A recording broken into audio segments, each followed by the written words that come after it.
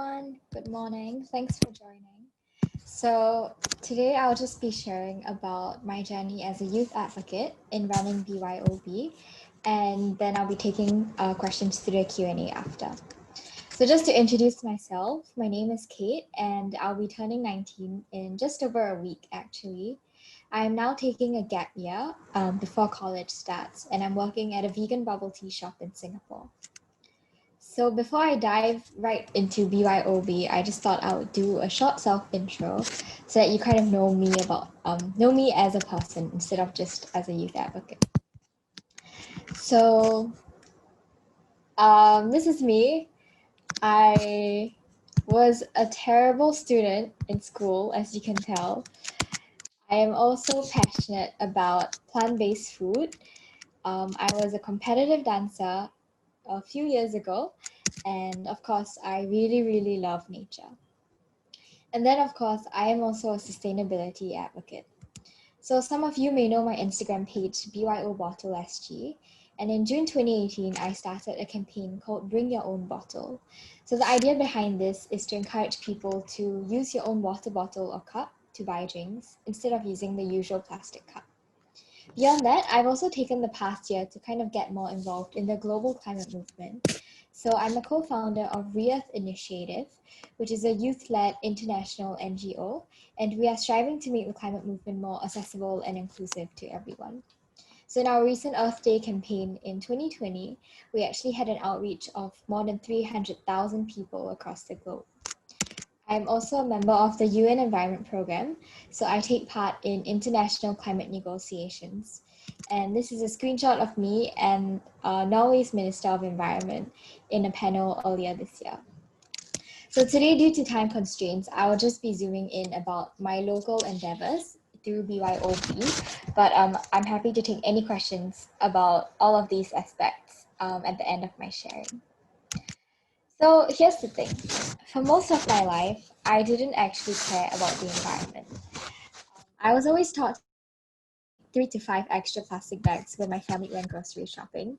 I'm also a perfectionist, so I was the kind of person who would write like 5 words on a blank sheet of paper and then think my handwriting was too ugly, so I would just toss the whole sheet away. As you can see from this photo, I use plastics without thinking about it. It was just a part of my life. And I think my interest in the environment really only started in 2018 when I attended Earth Fest.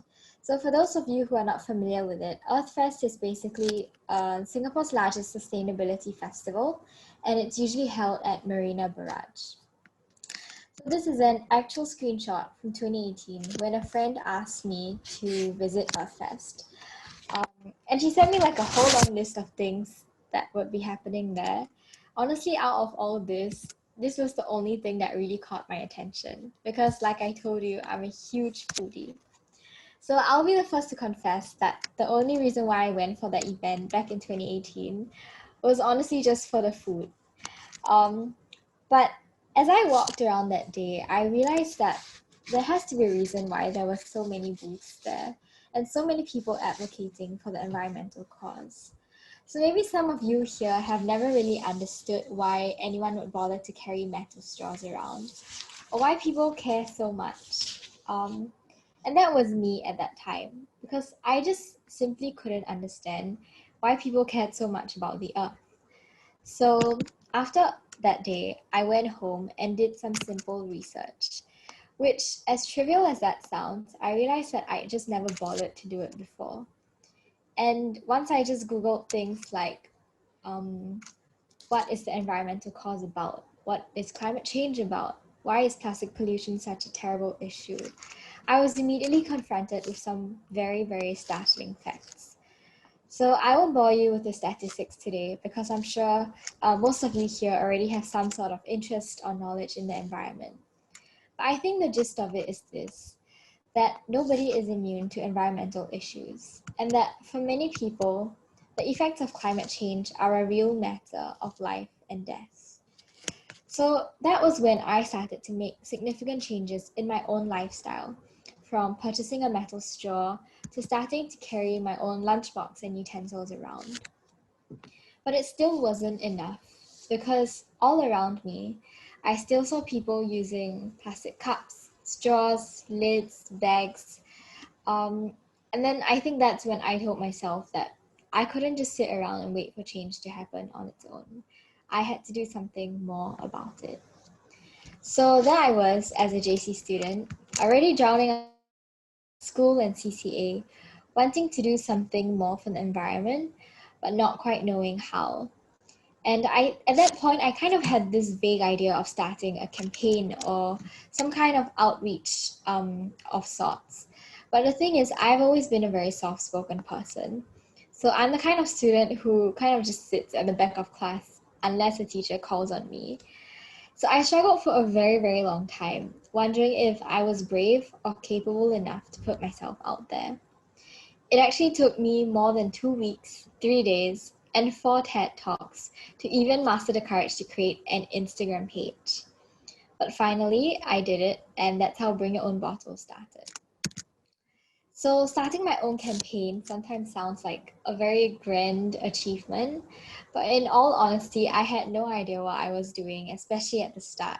So I just randomly created stickers like these, and then I started emailing all the F&B businesses I knew, asking them to support BYOB and to ask if I could paste my stickers at their stalls. And I sent email after email. I would estimate about 100 to 200 emails. And out of all of that, I only received 6 replies, of which 3 were actually to reject my offer. So it was definitely disappointing, and I decided to move on to my second project first, which was social media advocacy. So like I mentioned, I just created an Instagram page and just started posting information about promoting a plastic light lifestyle. And then I also began collecting orders for metal straws for my friends and family and Instagram followers. So I made no profit from it. At that point in time, my only goal was just to amass as many orders as possible so that we could all get metal straws at a lower cost. But after that, things kind of just slowly started picking up. So I had people contacting me for bulk orders for metal straws. And then other student environmentalists in the community found my Instagram page and they asked me for stickers that they could paste in their own school canteens. And then I guess through word of mouth and through a bit of social media promotion, like people just started posting stories of themselves bringing their own bottles. And it was pretty incredible because I think that was a major turning point for me when I could see that people were actually paying attention and that even if it was just a very small effort, I was still making a difference somehow. So this year, I actually decided to take BYO Bottle one step further, which is expanding to Singapore's heartlands. Previously, a lot of my focus was on cafes, tea shops, but I realized that only a very specific demographic of people frequent these eateries, whereas most Singaporeans would probably spend more time at the coffee shops or hawker centers around our island. So I really just wanted to break out of the echo chamber and target the everyday Singaporean. In August this year, I built a team of volunteers, and we've been conducting outreach at hawker centers and coffee shops on a weekly basis. So what we do is we approach drink stall owners and we explain the concept of BYO to them. And then we ask if we can paste our stickers at their stalls. It's been 10 weeks since this Heartland initiative launched, and we've actually managed to onboard 201 new drink stalls. So they're located all around the island, which you can see from this map. If I were to be honest, it's been absolutely incredible watching this initiative grow. And personally, I've also gotten so many amazing opportunities ever since I started my advocacy journey. So brands like Toastbox, Wooby, and Hey Tea all offer a discount for BYO now. I've also gotten to know an incredible community of green warriors in Singapore. I've had opportunities to share about my campaign with more Singaporeans. And remember this screenshot that I showed you earlier just now. So this was in 2018 when I asked a friend what EarthFest was about and attended the event for the first time. And 1 year later, in 2019, I was actually invited to have my own booth and even speak at Earth Fest. So obviously, I'm not saying that you should be an environmentalist just so that you can get these opportunities. I think to me, the message is always so much more important than the person behind it. But what I really want to say is that you can do a lot of things as long as you're willing to just get out of your comfort zone, which sounds very cliche, but it is really true. Because if you think about it, I started out as just a random student who created an Instagram page, and I never expected to get this far, like not at all. But somehow things just fell into place when I least expected it to. So it obviously didn't come without its struggles. Writing Bring Your Own Bottle has been incredibly draining at times, especially when I was still in school. So in JC, I would usually start working on my campaign after completing all my homework, which could be up to like 1 to 2 a.m. at night. I remember a lot of teachers, or some of my teachers, not being completely supportive of my environment endeavors, which I understand because my grades were not the best. So this is an actual screenshot of one of my exam papers. So I definitely had to make a lot of sacrifices along the way, which included sacrificing academics. Um, and that was a personal choice that I made because the environmental cause just meant so much to me. I also remember that there were a lot of times when I just lost my motivation and I thought, well, why should I continue when the earth is going to die anyway? So there were definitely lots of ups and downs throughout the entire journey. But ultimately, I think once you begin to understand the scale of social and environmental issues, it's very hard to just not care anymore. And so, as tired as I was, I also knew that I had to keep going. And I think as an environmental advocate, or even just as a student or as a working adult, there are bound to be times when you will struggle with feeling burnt out or feeling jaded. And that's completely normal. I think it's definitely okay to just take a step back and take a short break when things like that happen. I always tell people sustainable fight for a sustainable planet. So it's better to take a break and kind of just disengage in the short term rather to get so burnt out that you just stop caring after a while. And of course, another important learning point that I've had to kind of just pick up along the way is simply courage. So for people who know me personally, you'd know that I'm definitely not the most outgoing person. In fact, I have like an extreme fear of public speaking, which I'm not sure if you can tell from this. But running my own campaign taught me that sometimes you just have to grit your teeth and make the most of opportunities as they come by, even if it scares you. So yeah, that's my journey in a nutshell. But I'm not just here to share about myself. I'm here because I also want to encourage all of you to embark on your own environmental journey. So honestly, environmentalism doesn't always have to be a major thing. You don't have to start your own initiative or campaign. It can really begin with the simplest of steps. So today, I just want to share 5 easy things that you can do to incorporate into your lifestyle. So tip number 1: if you are dining in like a restaurant or a fast food chain and you didn't bring your own cup with you, it's fine. Just order your drink lid free. So I know this isn't applicable to everyone, for example, those with physical disabilities, but for those of us who can, it's easy to just take a sip directly from the cup instead of using a plastic straw. And my second tip: if you have a metal straw, make sure you use it. So just a fun fact, a metal straw actually has to be used over 150 times in order to compensate for the higher carbon emissions during its manufacturing process. So I actually have a lot of friends who kind of jumped onto the metal straw bandwagon back when it was still like a very, very popular thing.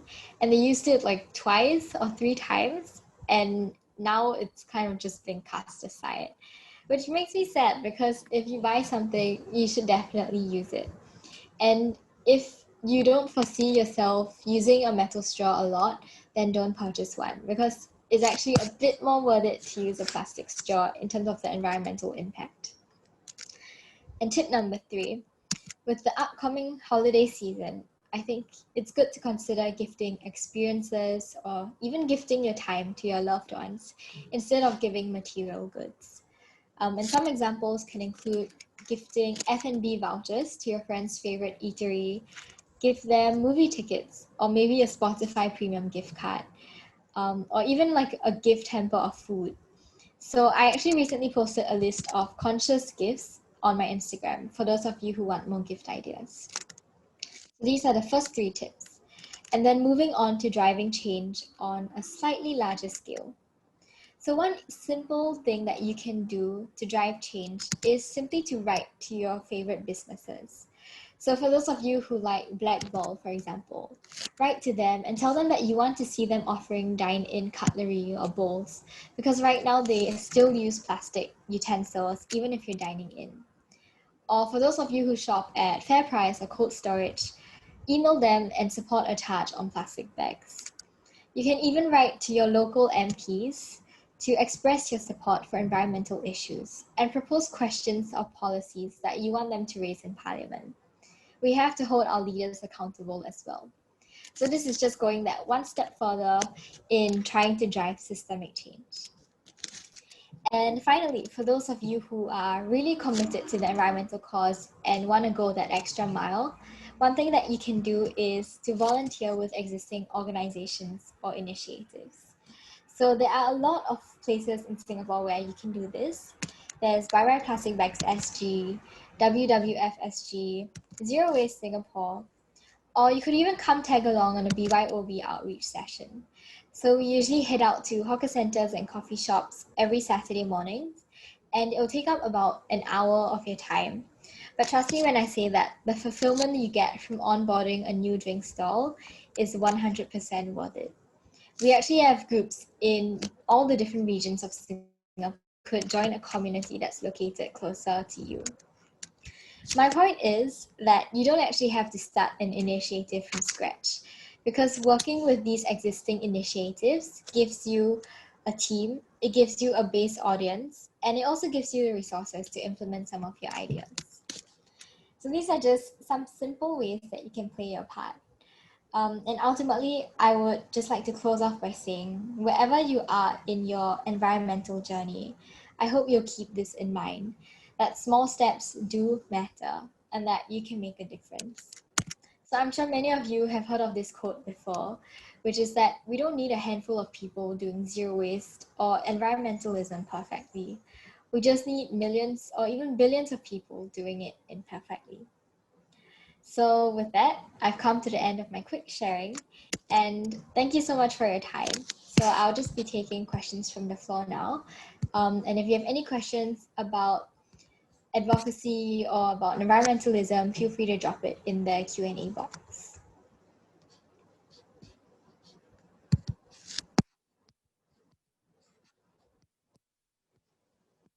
Okay, so I see a question from an anonymous attendee, which was, how do we make sure that there's no bacteria left in the straw between drinks? So that's a really good question.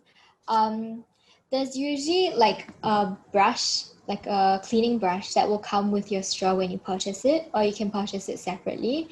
And it's like, it fits perfectly into the metal straw. So you can just brush the insides, and yeah, that's it. Just use a bit of like liquid detergent, water, and it should be good to go. I would also recommend using maybe like a glass straw if you want to see the inside, so that you can make sure there's no mold or anything, or even using a bamboo straw, which you can boil to disinfect.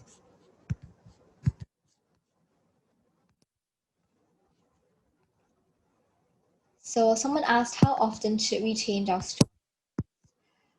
I don't think there's a hard and fast rule for that, honestly. I would recommend every few months. And you can always check with like whichever store you bought it from, because they would probably have a better recommendation based on the specific product. Yeah. Okay, so I see a question from Sid about why did I mention it's more worth it to use a plastic straw than a metal straw. So yeah, that's one question that I do get a lot. And the reason I said that is because a metal straw requires more resources and actually generates higher carbon emissions in its manufacturing process. So for a metal straw to be equivalent to a plastic straw, you have to use it about 150 times in order to compensate for all those higher resource intensive manufacturing. Which means that if you are planning to purchase a metal straw, but you're only using it less than 10 times, for example, then I would say in a hard statistics sense, it would be better to use a plastic straw. But of course, if you are going to use a metal straw for as long as it can last, and maybe use it a few hundred times, then definitely use the metal. And yeah, 150 is a lot. I was pretty shocked when I saw that statistic, but it does make sense because if you consider the entire life cycle, then metal is probably a lot more resource intensive.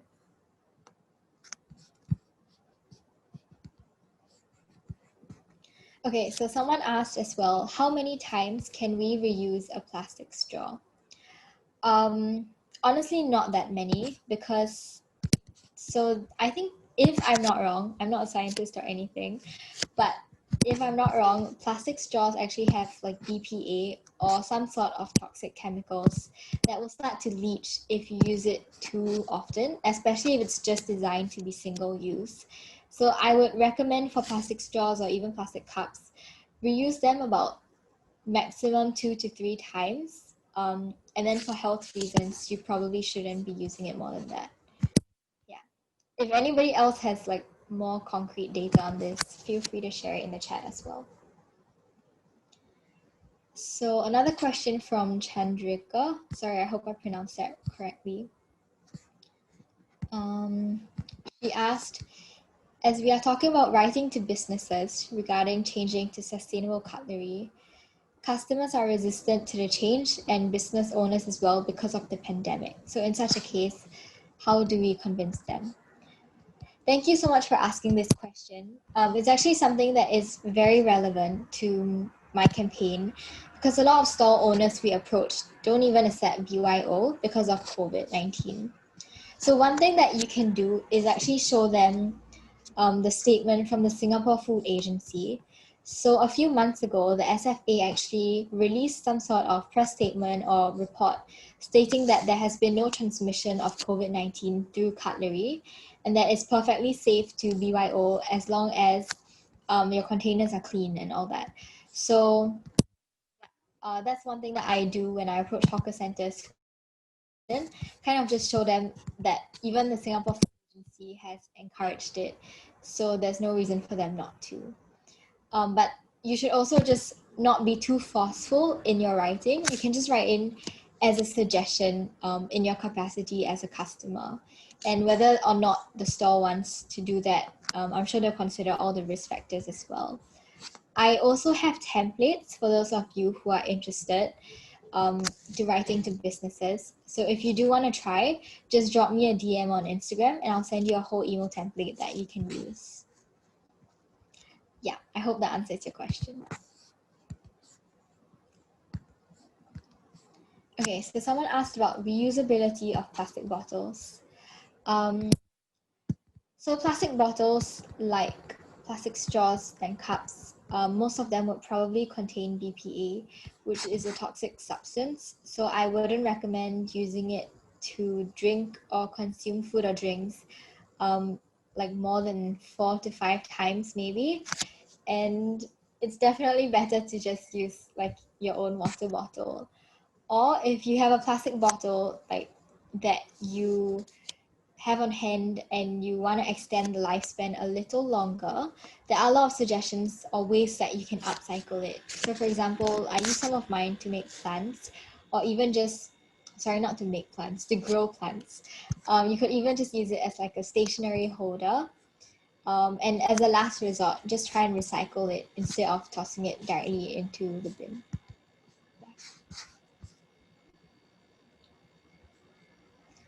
So for reusable bottles, most of them are actually BPA free. So they can be reused quite a number of times, like just as long as you can until it starts to crack or you observe like a bit of mold forming, then it'll be time to toss it aside. But personally, I've been using the same bottle for a few years and it's been like completely okay. So yeah, try and get the BPA free ones because it's better for your health as well.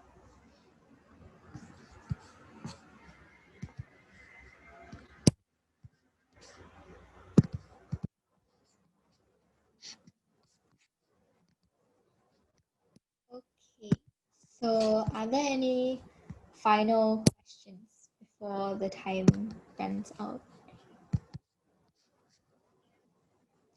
Okay, cool. So to end off, I just want to recap the 5 things that I shared earlier about how you can embark on your own journey. So first one is to order your drink lid free where possible. Secondly, use your metal straw and just keep the number 150 times in your brain. And third is to kind of source for waste-free gifts for the upcoming holiday season. And you can check out the gifting guide that I posted on Instagram for more ideas. Fourth is to write to businesses. And for those of you who would actually like to take this step, do drop me a DM on Instagram if you want the email templates, because it makes your life a lot easier as well. And fifth is to volunteer with an existing organization or initiative if you have time to spare. So with that, thanks so much for joining me for this morning session. And feel free to just drop me a DM via BYO Bottle SG if you have any other questions or you want to find out more about anything. Yeah. Thank you, everyone.